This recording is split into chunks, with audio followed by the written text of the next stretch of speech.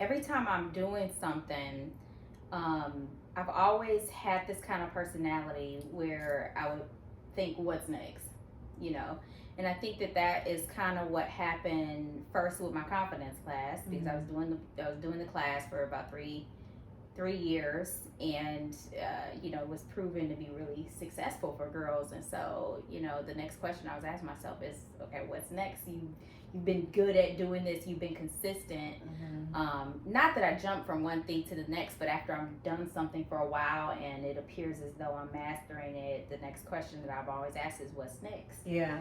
And so, what's next as it relates to this? So most of the time it's about expansion.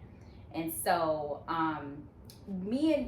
Go Girl was a little different because me and my girlfriend have been for a long time talking about how she wanted to do a conference and I wanted to do a conference, and so much of our work was interconnecting.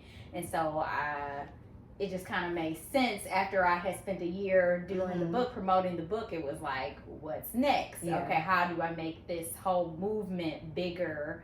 And we really wanted to give back to Milwaukee. We wanted to really sow seeds here in Milwaukee with girls, because, as you know, the Confidence Continuum, we were kind of moving out to other states and stuff. But I was like, how do I become more intentional about sowing seeds here with young people here? So it's always been, what's next? Whenever I ask myself that question, I get really innovative. Yeah, and you talk about mastery. And I think that's unique to say, because when we're doing things, sometimes we don't think about mastering it. We're just doing it. But what I know and what I love about you is that you're looking to perfect everything that you're doing. Like, how can I make this the best? How can I provide the best service? And I think because of that attitude, that is why what you do is able to touch girls globally. Yeah. Yes. Yeah. Thank Mastery. you. What does that look like to you? Is there a process that Jovan goes through, whatever project she has, to say, you know what, this is what mastery looks like for me, and I've mastered this. Let me explore new things. Yeah, that's a good question too.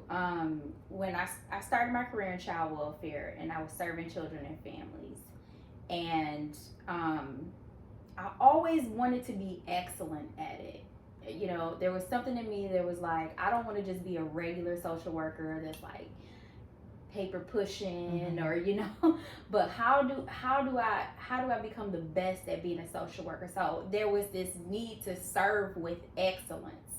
And so that's what I always try to do. I'm sure I made a lot of mistakes, but just in everything I'm somewhat competitive too, because I used to be a Mary Kay consultant, and if you know a little bit about Mary Kay, one of the things that she would say is like, competition is healthy. So what is healthy competition?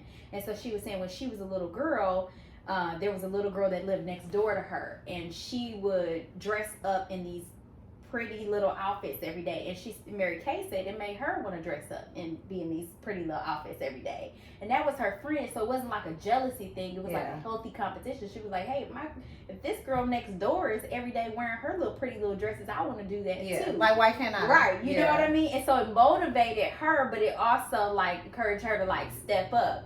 And so that was something that I'm just now realizing, that was this idea that competition can be healthy is good. So then when I got into social work, I was like, how do I take this social work thing to another level and make it look like something that is admirable? And I wanted to be a lawyer. Okay, so, I can see that. Right. And so initially I wanted to be a lawyer, and I didn't do well on the LSAT, and so I applied for a law school, and I applied for grad school. And I said, whichever one I'm going to that's the one I'm getting in, that's where I'm going. So I got into grad school, and that's when I went to go get my graduate degree in social work, because I didn't get in law school. So it's kind of like a default.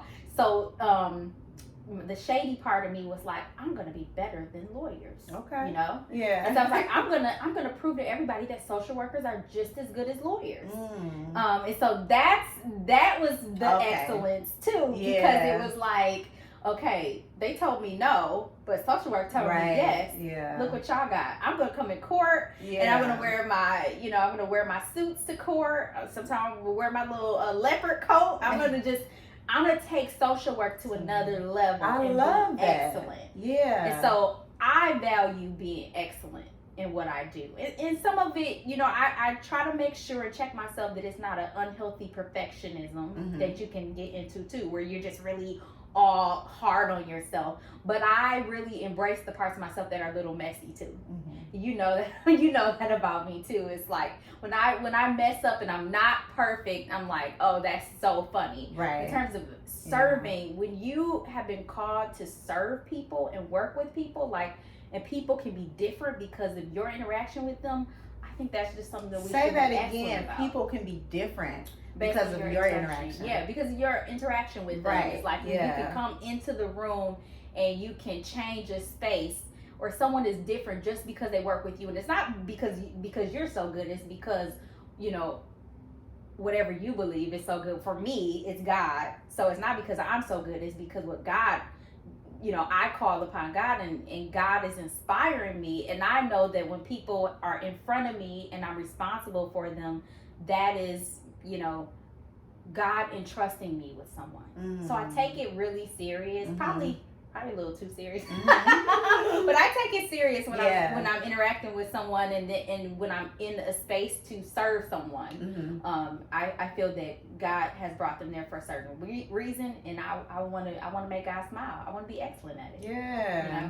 You want to make God smile. Yeah. Healthy competition, because we see a lot of competition amongst women. Yeah. That is not healthy.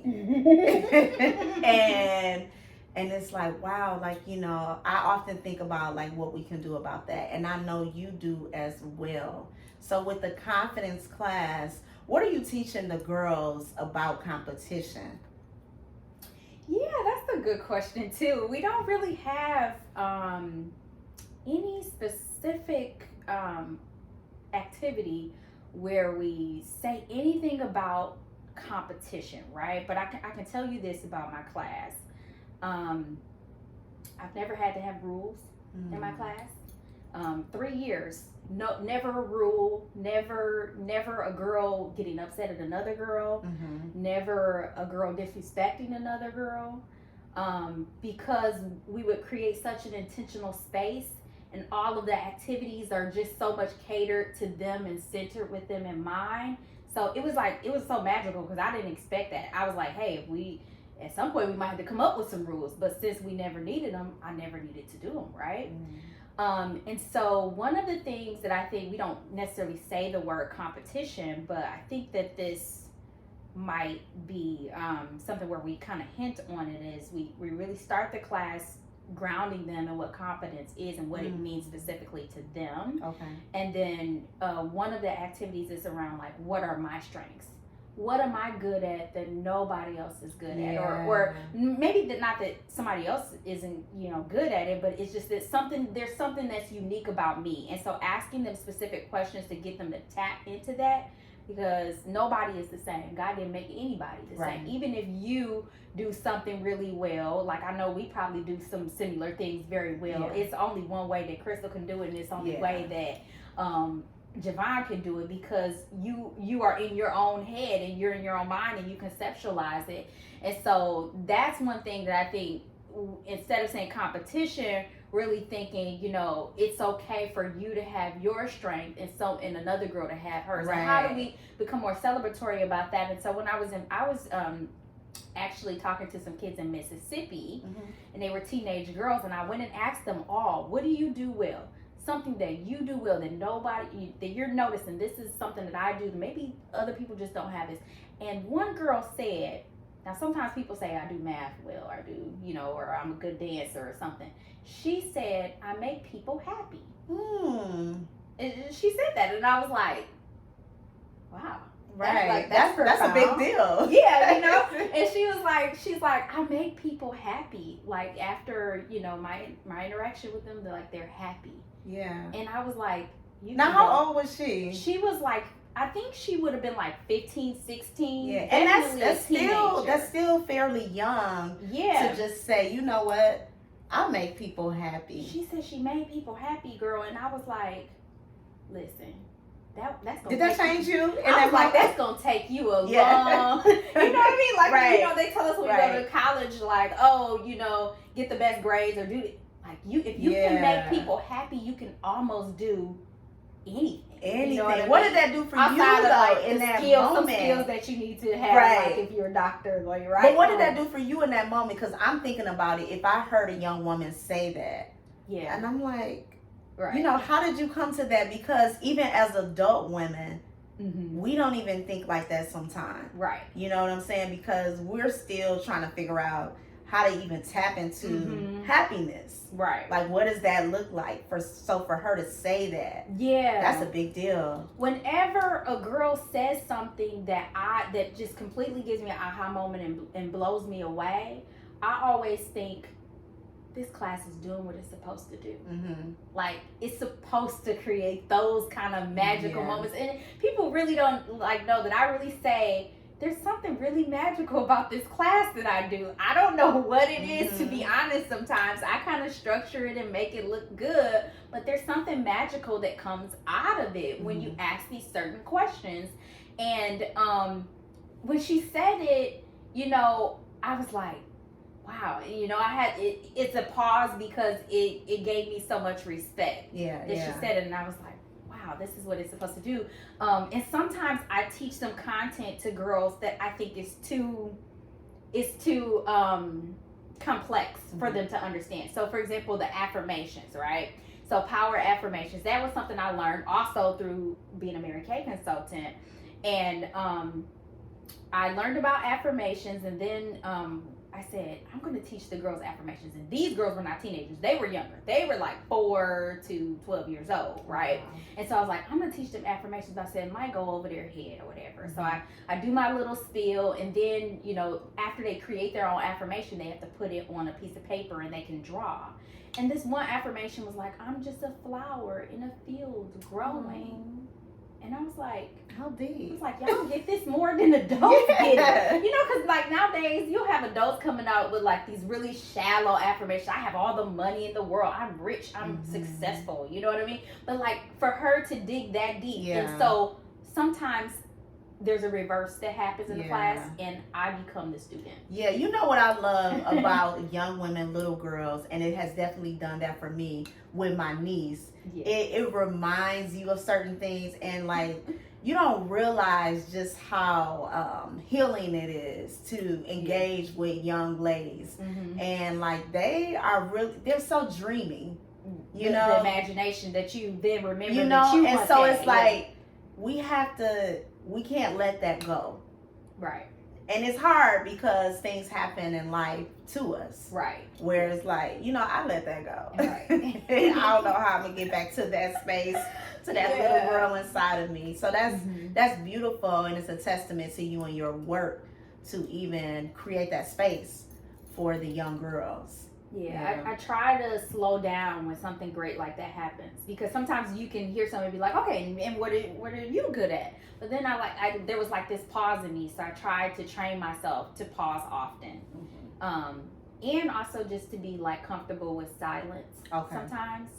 Sometimes, like if we were right here and we were just silent, like you might jump in and ask a question, or I might try to fill the space with answering something instead of just sometimes like sitting in silence. So. That's what I try to do when that moment happens, because it makes me pause and kind of reflect a little bit more. It happens every now and then in those classes, and it's like really nice. I love it. I love it. Like, what were you like as a young lady? Who was little Jovan? Yeah, so I'm still her a little bit too, right? So one of my good mentors, when they looked at my manuscript, when I had gotten done with my book, and they looked at the manuscript, this is before it looked all pretty, it was like on pieces of paper then, and he was like, how did you do this? He's like, how did you come up with this? He was like, I don't think I've ever heard of anything like this before. And I was like, I couldn't answer him. I was like, honestly, I couldn't articulate how I had come up with it.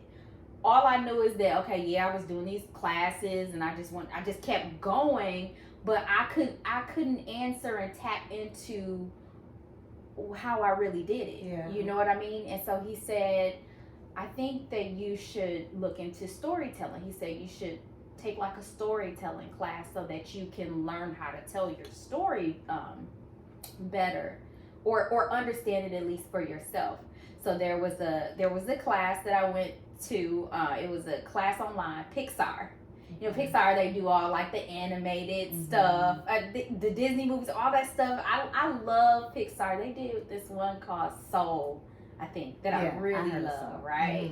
And so I went to this class, and I kind of it reintroduced me to myself as a kid. And there were some things that I remembered when I was a kid that it flashed back, and I kind of relived them. Things about, things my grandmother said, things I had just witnessed, things, happy times, even sad times, or even times where I felt anxiety or uncomfortable. There were certain things I had to call. I called and processed some stuff. My mom, I was like, Mom, well, when I went out of town and this happened, you know what I mean? And she got like, oh, okay. Yeah. Like, it was stuff so that it's she like didn't you even travel know. back in time. Yeah, to meet myself, to understand who I was. And then I realized that the confidence continuum was just me writing my own story.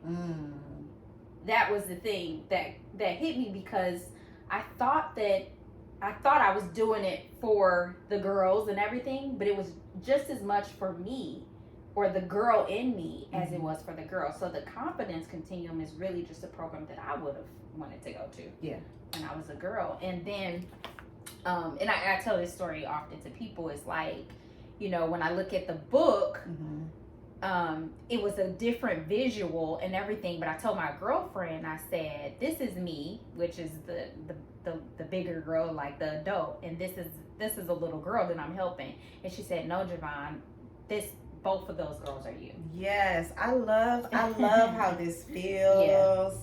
I love everything about it. Of course, pink is always a color. At least for me and you, right? Yeah, this is so beautiful. The image of it, the colors, the gold. Yeah. Yeah. Do you ever, come downstairs, look at this, and you're just like in amazement of what you have created? No, not an amazement, just such a high appreciation for it. Even when I look at, I'm an aesthetic person, so I have an appreciation for art. Yeah. So when I see something that's beautiful, beautiful things, beautiful people, I'm like, right, beautiful, and then don't let the inner part come out that's even more beautiful. And then I just can be just amazing. In awe, right? Yeah, right. And so when I look at it and I'm like, yeah, we slowed it down and got it right. We had them create 2 girls that were black on the cover intentionally, because initially one was white and one was black. We had her, when I say we, that's like the Confidence Continuum is we. It's really just me though, right?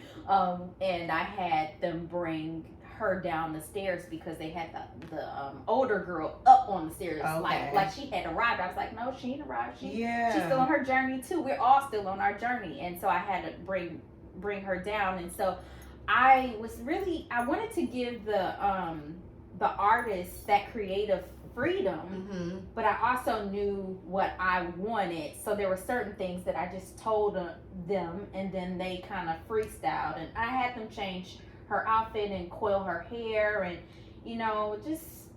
just being very intentional about the details. And when I look at it, I'm not amazed. I'm just always so appreciative of it. Like, thank God that I slowed down, because little girls have said like, oh, that looks like me on the cover, and I think if you have a pretty book, okay, here's the thing, is like, if you have a pretty book, it'll sell no matter what you have in here, right? But the hope is that what's in it is good too, So, you want the meat to be good, right? The outside can look really exactly. Good. It'll draw people to it, but it's like you want the inside to be just as good too. Yeah, so I feel really good about the cover and everything. Yeah, definitely good, definitely empowering. Yeah, I love that. I love that. So, You have a conference Yeah. coming up. Oh, yes. I love that glow. I love that glow. You're a really good interviewer. Just looking at you, I was like, yes. Because it says like you love the work that you do. You know what I'm saying? Like you love it, you live it, you breathe it. It's not something that you're trying to do. This is something that you love to do. When I talk to you, I mean, you my girl, and the passion that you have, we have so many similarities, but we're different. Yeah. And, you know, this conference that you have coming up, this is a big deal. So when we talk about mastering, this is going to another level of impact. What is this going to do? What is your goal for the Go Girl Conference? Yeah, so I have two other partners. One is my good friend Dr. Jendaya Mbalia, who has like a catalog of things that she's done more in the education space for girls of color. Then we're working with Rosa Thompson. Rosa is in Madison, and she has really started this huge movement in Madison called Black Girl Magic Education Services. So she does a Black Girl Magic Conference every year in Madison. Okay. So this will be her 5th year doing it. So she's kind of the expert, and me and Jendai just really had a vision that we wanted to do something for our girls and try to bring our work together, what she does in education, what I've done in social work, and bring it together. Well, somebody introduced me to Rosa, and then I got on a call with Rosa, and then we talked. It was just something about her that made me say, I want to work with her. And her, like, she just had this light, you know, I could just visually see it. We were on Zoom. And so I asked her, I said, I would love for you. She was like, I've been trying to do some stuff in Milwaukee, never can really connect. And I was like, I want to bring you to Milwaukee. I want you to meet my partner, and I would love for us to do this together. Yeah. And so we all got on a call together. Jendai loved her. And so it's all of our visions kind of together. But we knew that we wanted to do something for Black girls in Milwaukee. We knew that we wanted to really enhance their skills around, you know, confidence and stuff that I'm talking about, but also around education. But then we were like, you know what, we don't want it to be just so academic, because that's like kind of what school is for. We want it to be a celebration. So it was like, then, you know, I think it was Rosa who said a celebration of Black girlhood. Okay. You know? Yeah. And then we didn't come up with a name. I was on the way to Florida for a vacation. This is what I love about traveling. I don't know what it is about traveling. Everybody has to figure out the different ways that God speaks to them. I know God speaks to people in different ways, but God speaks to me through traveling. I don't know what it is about traveling. But when I was up in the air, it came to me. Yeah. And it was like, go girl. And you're in the air like, okay, I'm going. Like, go girl. And so I text Jendai and I text her. I was like, go girl. And then Rosa was like, you go girl. I was like, no, it's just go girl. It's just go girl. And then it's something that I find that like Black women say all the time anyway, like, girl, go. Yeah. Like, go girl. Like, we are really so encouraging to one another despite what the media is trying to portray and everything. We're very supportive to each other. So we want it to be a celebration of Black girlhood. We want Black girls to be able to come together in an affinity space, you know. And so we wanted to create community. We want their brilliance to be highlighted in the conference. And so we want to do that through sessions. We have a really great national person that's coming. I don't know if you heard of her. Her name is Dr. Jamila Lescott. Okay. She's amazing, and the stuff that she's done around the country of Black girls has just been amazing. So she's going to be coming in. A lot of people don't know that yet, so. Hey, spoiler. I'm linking all women. right. Spoiler alert, right? Yeah. And so we're gonna do that. And this year is 300 girls. We had to go down a little bit. We wanted to do like 750 girls. But then we had to like humble ourselves, like, no, okay. And we were still kind of like dealing with some COVID restrictions. So we have 300 girls that are registered. They all are in grades 5th through 8th grade, all a part of like schools in Milwaukee. all black girls. That's amazing. And next year we're gonna go to 500. Yes. And so we're gonna continue to do Go Girl. And so when you talk about excellence, it's really hard when you're doing something for the first time and you still want to be this excellent. Because I think I speak for the women that I'm working with, Tujin Dai and Rose, says that they're excellent at what they're doing. So we're also different too, and we bring different things in. And so this is my first time really getting acquainted with fundraising. Okay. And so obviously the event being able to be as great as it's gonna be, is dependent on the money that we're bringing in, right? And so that is a space where I become quite the perfectionist. You know what I mean? Right. You're stepping into a new land. Yeah. So it's been really challenging for me, Crystal, because some things I've done, like now it feels easy to do it. Like it feels easy to talk to hundreds of women. It feels easy to talk to hundreds of girls at this point. It feels easy to get up in the front and tell my story. But asking people for money for something as important as this, that we want this to change the trajectory of black girlhood in Milwaukee, and we're getting them at a pivotal point before they go to high school. Yeah, it's really important right now. We don't want them to get on a path and we don't whatever those things are that we're trying to protect them from. But I know now we're talking a lot about Kia boys, Kia girls. We want them to have the confidence and we want them to have things that they can do, positive things that they can do, where they don't even have to turn that way. They don't even have to go, think about getting in a car where they would potentially be hurt. Yeah. Doing that kind of stuff. So we're trying to just change the trajectory for black girls in the city, and then we're gonna venture out and we're gonna bring in all girls of color, then hopefully all girls, but we got to get black girls together first, because we are facing some major disparate outcomes in this city. So it's really important that we focus on black girls, and that's why we're being so intentional about targeting black girls this year. Yes, I love it. And any way that I can help, let me know. I'm down. I love it. I love your passion and your energy. If I had a daughter today, if my niece was that age today, she would definitely be participating in your program. That is amazing. When you talk about, be waiting for her. Yes. She's gonna be ready. Her age to be like, she's gonna be ready. I can't wait to get in 5th grade to go to Go Girl. Yes, because we can't wait to do other things. I can't wait to do this. I can't wait to do this as young girls.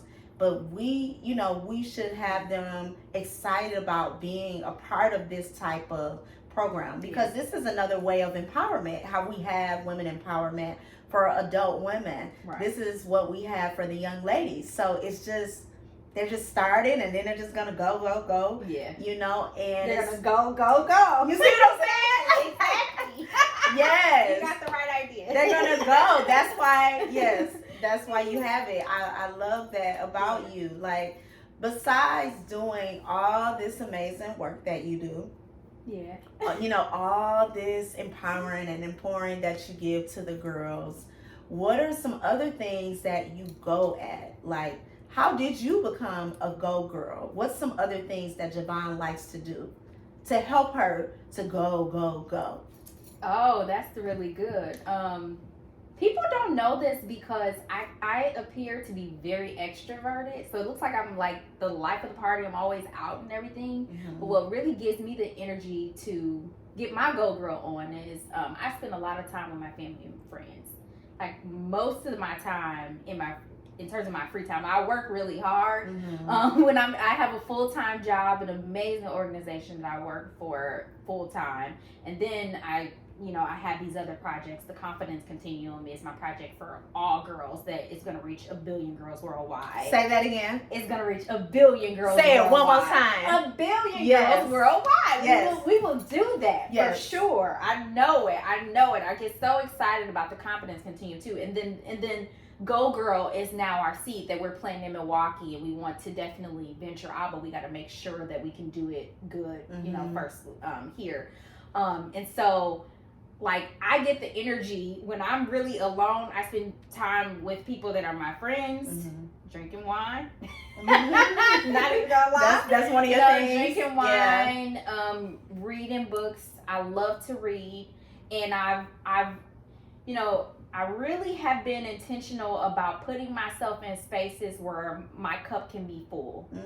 My cup can be full. So I only give from my overflow. Yes. So I fill myself up. And I heard this from Queen of Foolish. She said, only give from your overflow. Okay? Because if, and I said the other week on Facebook, we charge our phones more than we charge ourselves. Yeah. You know what I mean? It's like, what are we doing each day to intentionally recharge ourselves? Physically, mentally, emotionally. So some people look at me and they're like, oh, your life looks perfect. Well, it is pretty darn great. That's because I do the work so it can be great. I don't let people wear me out. I stay in a space, I try to stay in a space of gratitude. My mind is always going, but I try to arrive or land in gratitude. And I don't let nobody stress me out. I don't let people wear me out. I don't let people disrespect me. When you put yourself when you are in positions where, and whether it be any kind of relationship, where you're being mistreated, disrespected, traumatized, I just have seen work with so many families, and I know what trauma does to people. You can't think. You your behaviors will change. You get into I don't want to get into that, but you can get into all kind of different things. But you have to put yourself in a space where you feel safe, that you are safe, and that you are healthy mentally, physically, emotionally, that you can charge yourself back up. Yeah. There was a recent incident that I was in where I felt a little bit like I had gotten myself out of that space. Okay. And I had to remove myself from that space. And it had nothing to do with that person. People can be great, but if they're going through something in the moment, sometimes it's, you have to figure out the right way to support them and to help them. And at a point where it even goes in your mind that I'm less than, or I am not worthy. If you start thinking that, you got to be very careful. And so the thing about me is, if I even get to a place where I think that, I remove myself from the situation. Yeah, you got to go. I need to go back and charge myself up to even understand how I could even put myself in a situation where I would think that. And that's one. That's just about me needing to fill myself back up. So I need to go back and fill myself up, and I might be around that person again, but it's gonna be when I'm full, right? When I'm full first, because then I'm gonna have some overflow that's gonna flow on you, and then I can give. I'm great when I'm in that space. I'm great when I'm full. When my battery's like the iPhone battery is green, it's all the way full. You know what I mean? Right. I'm great when that happens. But man, it's like when your car starts getting low in the winter, you're responding differently. You're thinking thoughts that you shouldn't be thinking.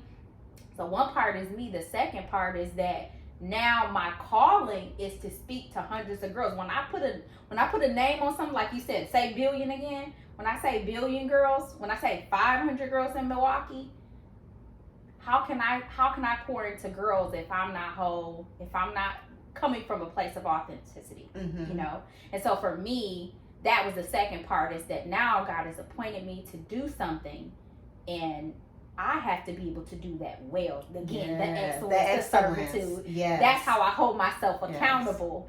So it becomes really easy to remove yourself from situations. Because you know what you're called to do. Yeah. Because if you mishandle me, there's hundreds of girls that are coming behind me.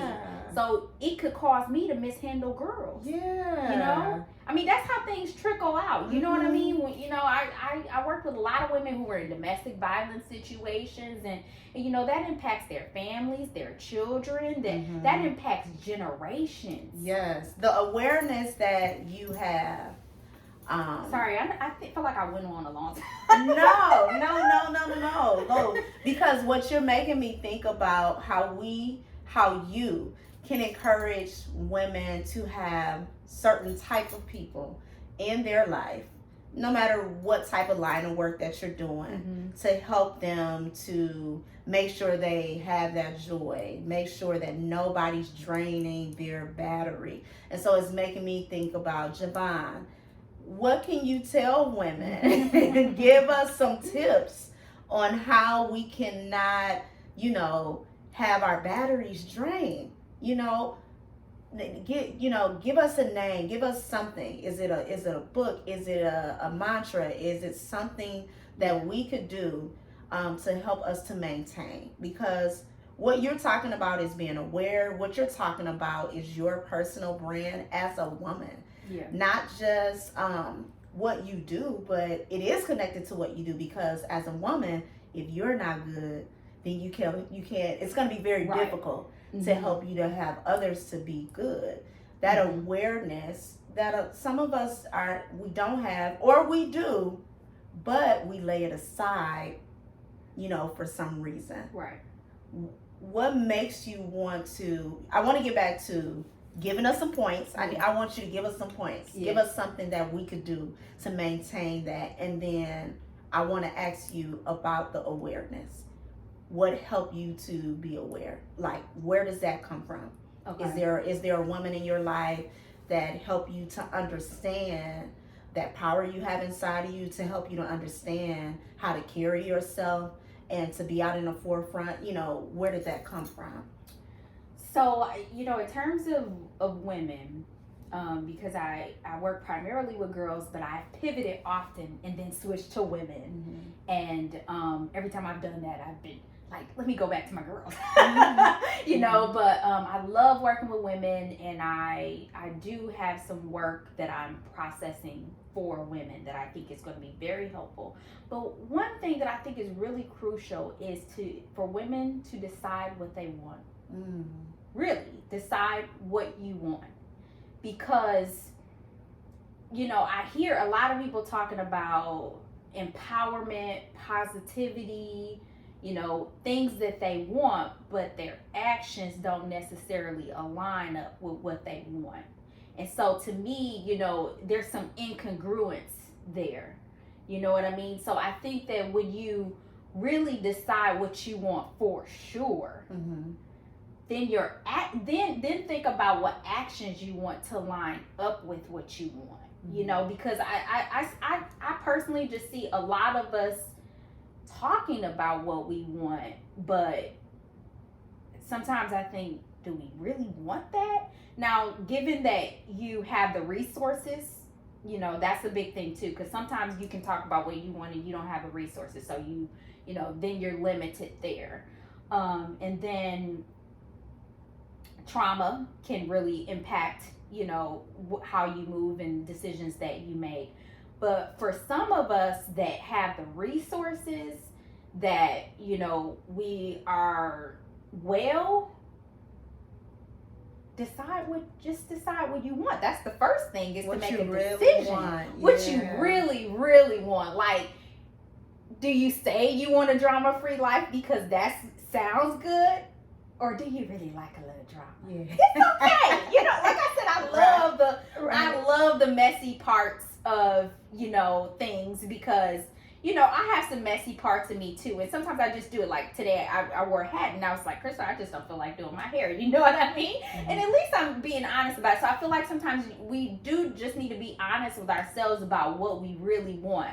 I help social workers in my primary job make decisions about cases and using certain tools. So there's certain logic that goes into making decisions. So given that you are you're well and you have the ability to make decisions, you have the resources, the first step is just deciding what you want. And just being honest and authentic about it, because some of us don't want no peace. I can't believe we want peace, because you got too much drama going on to want peace. Yeah. The people that you around are about drama. What you writing on Facebook is about drama. Like, when I say I like peace, I really love peace. So everything else in my life really lines up with that, right? So I'm not trying to get like on a preaching episode about that, but I just see some incongruence there in what we say we want versus what I really see sometimes happening and decision making. And then the next question.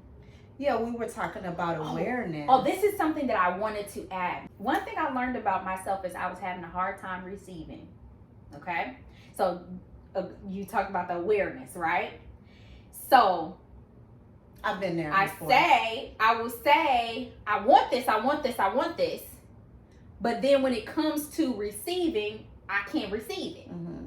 So that's the incongruence right there, because you ain't doing everything alone. Mm-hmm. You ain't getting as much as you want. It won't all come from you. It won't all come from you. And God will put people in your life so that you can get a lot of things that you want, right? So this is what I say for people who are givers. So let's be clear, because everybody's not a giver. Some people are takers, and if you're a taker, you need to learn how to give. But if you're a giver, you could have adopted, subconsciously a mindset where you cannot receive from people. So I see it happening all the time with women. I'm just like, oh, that's a beautiful shirt. And they're like, oh, this little thing, like it was only $10 or whatever. So that's on a small level what you're doing to not receive in that moment. But some people like me have bigger issues with receiving, right? Where, maybe you don't know this, you're not quite aware of this, but somewhere packed underneath, you don't necessarily think you are worthy of something great, without lots of trauma and heartache coming with it. Like you gotta fight for it, kind of, and so that's also what people are calling self-sabotage. Now, this is how I knew I had this in certain areas of my life. When I wrote my book, I spent the whole year writing it, getting feedback and everything. And then loved the cover, even with what I said about how I felt about the cover and everything. There was a period where if you published a book where you're waiting, mm-hmm. where it's in publishing and you're waiting, and it's like a month where it might come out, it might be released. Something in that period told me, give your book away for free. Mm. And don't get me wrong, I do give my book away for free sometimes, but I paid to have everything done in my book, so I needed to charge for my book. So when I began to unpack that, it was fear. It was me not knowing how to receive. How do I receive getting paid for this book? I was having a hard time with that. And so when I think about resources for other women, if you are struggling with this particular thing, or you might notice you self-sabotage in your life, or there are certain things you just don't feel like you're deserving of, there's a really good book called Open Your Mind to Receive by Catherine Ponder. Great book. I had to read that book before this actually came out. So that waiting period that you have, mm-hmm. I had to read that book so that I could become comfortable with charging $15 a piece for my book. I mean, that sounds ridiculous. The book is totally worth $15, right? So when I think about it now, it's like, that doesn't, I don't even know what I was thinking to even think I wasn't going to charge. Well, that's because I have been working hard at receiving. Mm-hmm. And so I read this book and, it mentally prepared me to receive. So, that will be the resource that I have for women too, in terms of my awareness, I don't really know exactly who in my life I get this from. I'm very, I look like both of my parents. I'm very social, like my mom. The fact that I'm probably a social worker is probably my mom. The fact that I do well within relationships is probably my mom. But my dad is more introverted, and my dad is a thinker. I think that this analytical brain definitely comes from him. My dad really struggled with his brain. He still does. And he has a hard time with how much he thinks, because it can become very overwhelming for him. And, as a result of that, he's had his own personal struggles, but we all have struggles. We all have, different struggles and manage it in a different way. I have just been able to manage my thinking a little bit more. So I'm completely aware, but sometimes it will go a little too far, and I'm overly aware, and it'll kind of I'm like, Jovan, you're spending too much time on that. You know what I mean? So you have to manage. That time. You have to think about what you're gonna think about. Yes.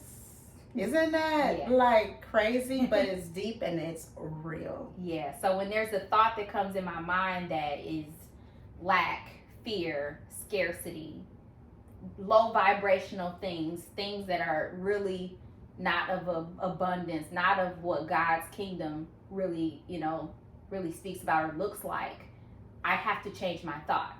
I have to intentionally do that. I have to say, Jovan, the way you're thinking is not right. This is what I'm saying in my head.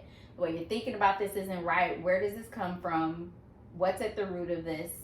How do we dig it up? Because, we got to dig up some seeds that's been dropped because now they like full grown flowers hanging out in our garden. And you like, where that did we this don't come know. from? Like weeds. It's so hard to get, we're obviously at my house, but, I was like outside one time and I was like, this when I was into gardening, trying to have like a green thumb. And I was like trying to remove weeds, and they are really hard to remove. like you can just dig so deep, and somewhere underneath it's still a weed coming up somewhere. And I feel like that's how some of our negative thoughts or sometimes not so good habits when it comes to really supporting ourselves, those voices in our head that really speak against our worth, our values. Sometimes they're really deeply ingrained, and it might not even be stuff that you said. It's stuff that your parents said or stuff that your grandparents said. Hidden beliefs, that come from, belief system. My Bishop T. Jakes talks about this a lot too. So I know that this is something that a lot of people are dealing with. I just think that it might be something that I might be just a little bit more aware of. Yeah. That's good. That's deep stuff. And it helps you to continue to go, the awareness to say, this is what's going on with me, good, bad, or indifferent. This is how I manage it, so I can do the work that I need to do, and then also so I can enjoy life. Yes. Life should be enjoyed. Life should definitely be enjoyed. Yeah, I enjoy it. I have a really good time. I feel really lucky and blessed. Is there something, is there a travel coming up that you're looking forward to outside of Go Girl? Because I know you love to travel. You're always thinking about, where you can go. You've studied abroad. I mean, you've done so many amazing things. Yeah, I am supposed to. I'm just going to say I'm going. You're going? I'm going to Uganda, and I'm going to do some of my Confidence Continuum work over there. There's a program that, and actually another group of folks that go every year, but because of COVID, that kind of paused. And so I was supposed to go with them last year, but that got canceled. And I believe, and I'm hoping that if it's, obviously in God's will, that it will happen this year, and I will be able to go to Uganda and do some amazing work. Because then the Confidence Continuum will really be global at that point, right? For sure. There's so much good. It's funny because when I was writing this, I saw girls in South Africa, I saw girls in India, I saw girls in other part of Asia, I saw girls in the UK. So like it's so interesting that no matter where we're from, this really resonates with other girls. And I know with your with Linking All Women, you probably find this too, is that we have something that kind of still connects us, even with how different we are in different cultures. We are sometimes having similar experiences, very similar experiences in the world. And so I'm excited about that, going to Uganda. Okay, go to Uganda. We have the Go Girl Conference coming up. Yeah. You're getting back out there to do your global travels. Is there anything else you want to share? I think I shared a lot.